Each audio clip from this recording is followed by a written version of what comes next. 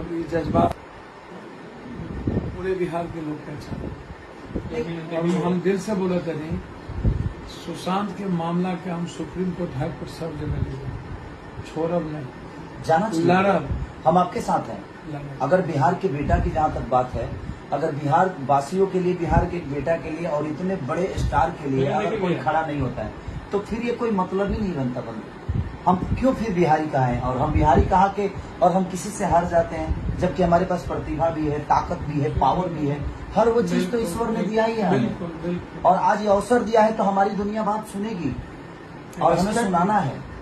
मतलब रियल कलाकार की रेस्पेक्ट नहीं किया, बिल्कुल नहीं है। रियल हीरो, रियल जे आदमी कंप्लीट लो प्रोफाइल आदमी हो, लोग आम लोग के लिए जकर भीतर फीलिंग है, अब तू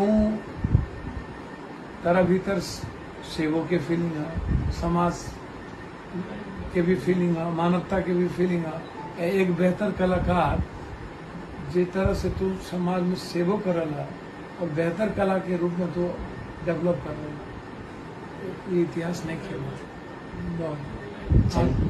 हम चाहब कि आवे वाला समय में बिहार